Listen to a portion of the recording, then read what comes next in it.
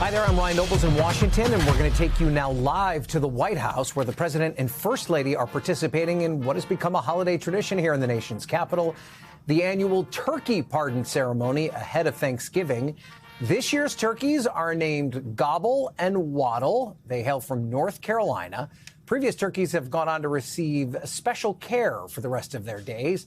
Waddle and Gobble will end up at NC State University. Of course, today's event, though, taking place against the backdrop of some major headlines for the president, everything from the dismissal of the cases against James Comey and Letitia James and the possible end of the war in Ukraine.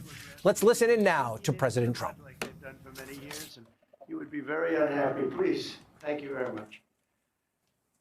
This was a big day. It's a pardon day for a very important beast.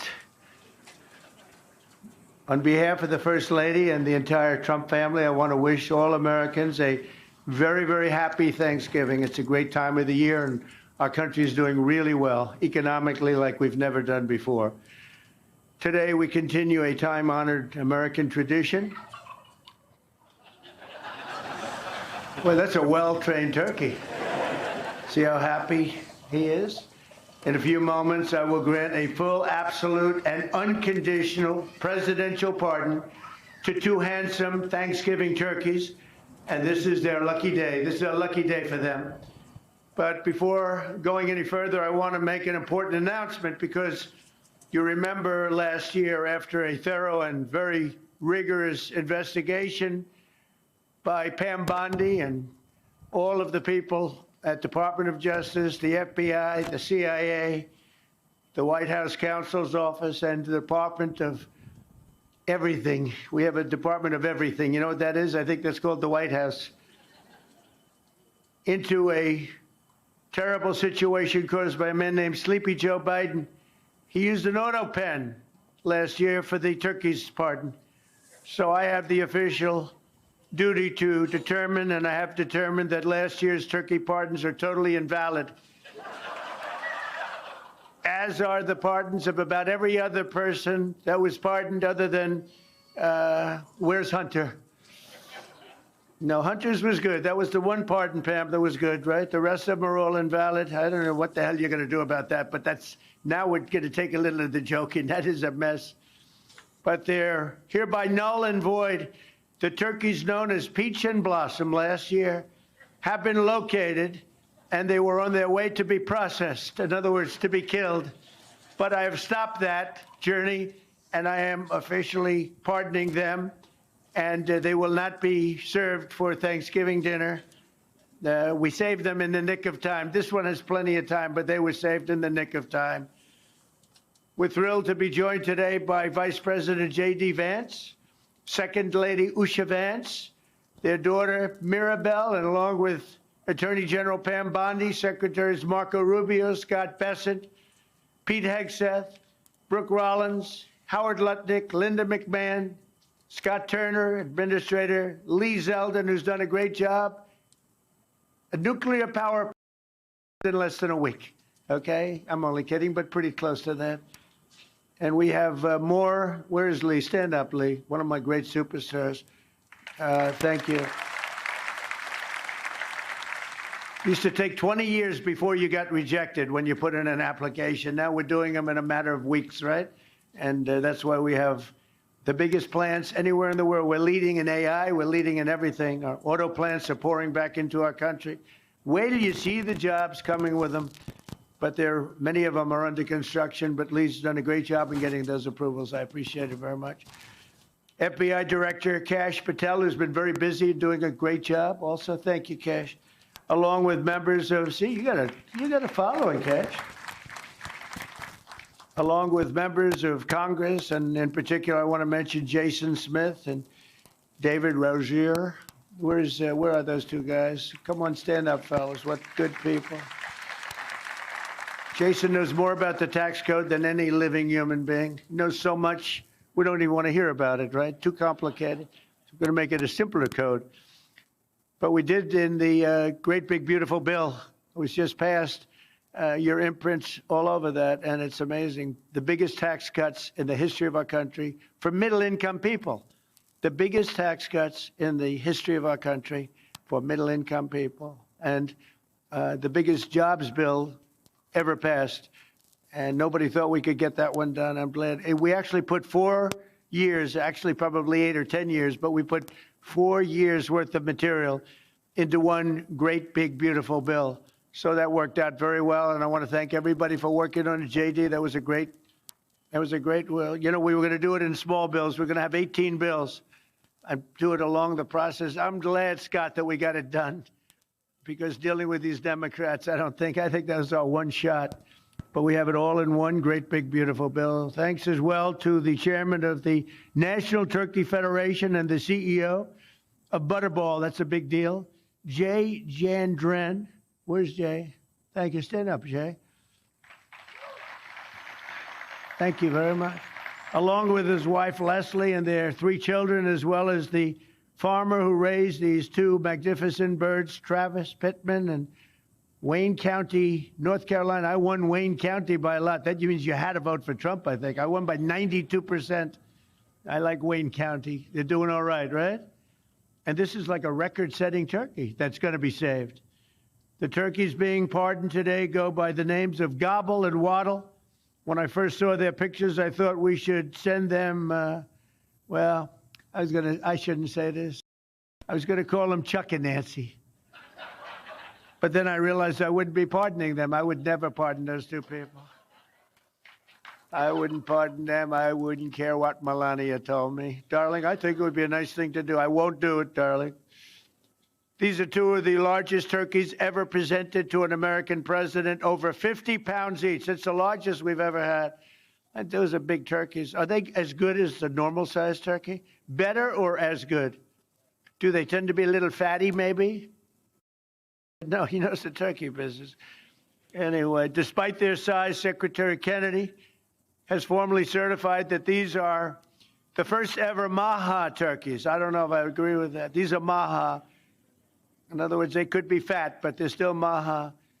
They've been fattened on a steady diet of grass, beef, to allow the smoothies and all of the other things that they've been eating for this occasion. This was a really big occasion, but they've eaten every fattening food that you can eat. We wanted to really make them special, and they really are. They're like record-setting. I've never seen a turkey that big before. Are they violent at all? Will they attack as I walk over? Because if they were, I'll stay right up here. But as you know, we're a tough-on-crime administration. We are tough on crime. You know, our border had 0 people coming in for the last 7 months, right? 0. I mean, even I find that hard to believe to be. They had millions and millions of people pour into our border from prisons, from mental institutions, gang members, drug dealers. They poured in to our country like we were stupid people. We're not stupid people anymore. But nobody's ever seen anything. The job that they've done on the Tom Homan, Kristi Noem, the whole group, the job they've done on the border is almost like a miracle. We have, and the people that make these statistics that said 0, they've said 0 for the last 7 months. I can't, it has to be like a few people got in, but they say 0. And they're radical left Democrats to do the scoring. So I can't imagine they did that for us. The truth is, we have no people coming into our country illegally. It's an amazing statistic, and I'm very proud of it. And we have the most people working in the United States today, by far, than we ever had in the history of our country. So those are all good numbers. But instead of pardons, some of my more enthusiastic staffers were already drafting the paperwork to ship Gobble and Waddle straight to the terrorist confinement center in El Salvador. And even those birds don't want to be there. You know what I mean. It was a tough. I'd like to thank the president of that country. They do a rather efficient job. It's got to be the largest prison in history. I've never seen anything like it. And a lot of people are behaving on our streets now. You know, Washington, D.C. is considered a safe zone. This was one of our most unsafe places anywhere in the United States. It is now considered a totally safe city. I won't tell you about murders. We're having murders, like a lot of murders, on a weekly basis. We haven't had a murder in 6 months. And it doesn't sound good even to say that. We haven't had a murder in 6 months. But when you were averaging one and even sometimes two a week, and you haven't had one in 6 months. You can walk with your family down the middle of any street, go to a restaurant, you won't get in. They're opening new restaurants all over, and it's really been a beautiful thing to see. So Washington, D.C. is now a totally safe city, and a year ago it was a criminal mess. We removed, Pam, 1,700 people, career criminals, and people that came to this city from Venezuela and many other places. They were let out of prisons, and they came here. They were Tren de Aragua, a lot of Tren de Aragua, that's from Venezuela. And we got them all the hell out of our country, or they're in prisons now. And you can walk down any street in Washington, and you're going to be just fine. And I want to thank the National Guard. I want to thank Pete Hegseth. The job you've done here is incredible. And I hear you having the same kind of success in Memphis, Tennessee, where you had an even worse situation. And Memphis crime is down 64% in 3 weeks. And by the time you have 4 or 5 weeks, you're going to have it down almost where there won't be crime. And we could do that in Chicago, by the way, if they would let us. If the mayor was a low IQ person, but he should understand this. This is a very serious thing. You saw all the crime that took place last night, the night before. The woman with the burning, they burned the woman. To be talking about that now, they burned this beautiful woman riding in a train. A man was arrested 72 times. 72 times, think of that. And they'll let him out again. The liberal judges will let him out again. But we're ready to go. You know, we've been moving toward Chicago. We have a governor that thinks it's wonderful that only like 7 people were killed this week. But we are moving toward doing it, and we're going to, if crime gets, it's horrible what's happening in Chicago. We could make Chicago a safe city in a period of 4 weeks.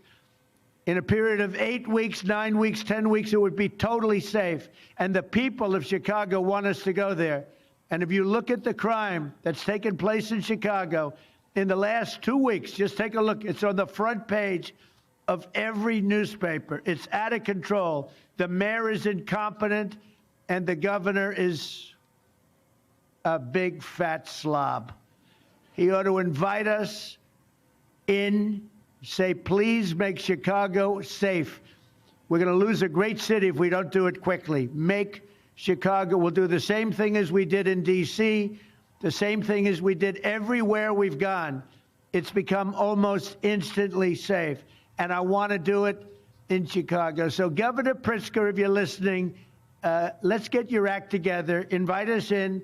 We're going to make your place so safe. You're not going to have these crimes that are making the newspapers and the front page of every newspaper and television story, news story.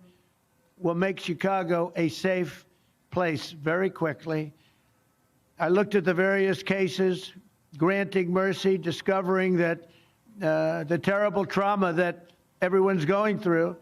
And I had a little bit of a Pritzker joke. I was going to talk about Pritzker in size, but when I talk about Pritzker, I get angry because he's not letting us do the job. So I'm not going to tell my Pritzker joke. They have a very cute little joke, you know. Some speechwriter wrote some joke about his weight, but I would never want to talk about his weight. I don't talk about people being fat. I refuse to talk about the fact that he's a fat slob. I don't mention it. On a more serious note, as we gather around the dinner table, I'd like to lose a few pounds too, by the way. And I'm not going to lose it on Thanksgiving, I can tell you that, because I'm going to have a turkey, but it's not going to be that one. I hope all Americans will have the chance to enjoy the fellowship of family and friends and renew our faith in God's providence. 1 year ago, we were a dead country 1 year ago. The King of Saudi Arabia said it to me. He said it to me actually 4 months ago when I was in Saudi Arabia, Qatar, UAE. He said, you know, 1 year ago, the United States was a dead country, and now you've got the hottest country anywhere in the world. We're the hottest country. We have $18 trillion being invested. As of now, we're not even close to being 1 year. The most ever was $2 trillion for a certain country I won't name. during the last administration. In 4 years, they had less than $1 trillion being invested in the country. In 9 months, we have over $18 trillion. It's a number that nobody has ever even thought possible. And that's in building plants and building so many things, investments in our country. Nobody's ever seen anything like it. But we have more people working. We have more people praying. The churches are coming back. I don't know if you've been reading that story, but religion is coming back to America. Some people say, oh, why would you mention that? To me, that's a big deal. And this Thanksgiving, we're also making incredible strides to make America affordable again. Walmart announced that the cost of their standard Thanksgiving meal is 25% lower than just 1 year ago. That's a big deal. According to the USDA, the price of Thanksgiving turkey is down 33% from its Biden era highs. Potatoes down 13%. Ham is down 15% compared to last Thanksgiving. So we are down to a level that we haven't seen in a long time. Egg prices are down 86% since March. And gasoline will soon be hovering around $2 a gallon. Under our leadership, we passed the largest tax cuts in history, the largest spending cuts in history, the largest regulation cuts in history, and we have fully secured our southern border. I've also ended 8 wars in 9 months, and we're working on that final war. It's not easy, but I don't know. I think we're going to get there. 25,000 soldiers, Ukraine, Russia. In the last month, 25,000 soldiers have died. So I think we're getting very close to a deal. We'll find out. I thought that one would have been gone quicker. We did 8. I thought that would have been an easier one, but I think we're making progress. In less than 1 year, we've accomplished more than most other administrations have accomplished in 8 years. And this is a very special Thanksgiving. We thank God for his many blessings and the great success that this country has seen in the short period of time. We draw strength from the love of family and friends, and we express our undying gratitude for the men and the women of the United States Armed Forces. We love them. We pray that peace and prosperity will continue to bless our land, and together we'll really just keep this great drive going to make America great again. MAGA, I think it's the greatest expression in the history of politics. Make America great again. So once again, Melania, thank you for doing such a great job and being such a great First Lady. And now let's go and give Gobble, Waddle. Waddle, by the way, is missing in action, but that's okay. We'll pretend Waddle is here. The gift that they've been waiting for. And I'll move over and I will just say very nicely, Gobble, your pardon. Come on, let's say it in front of Gobble. Thank you very much, everybody.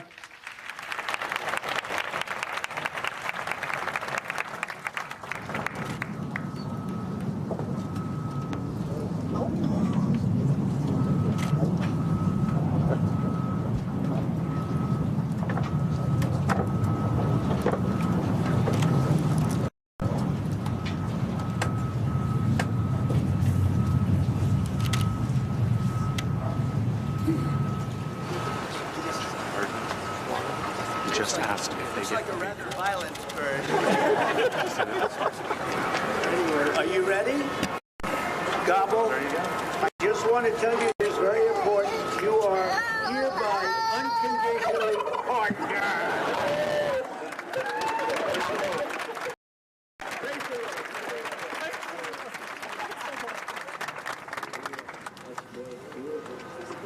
It's nice.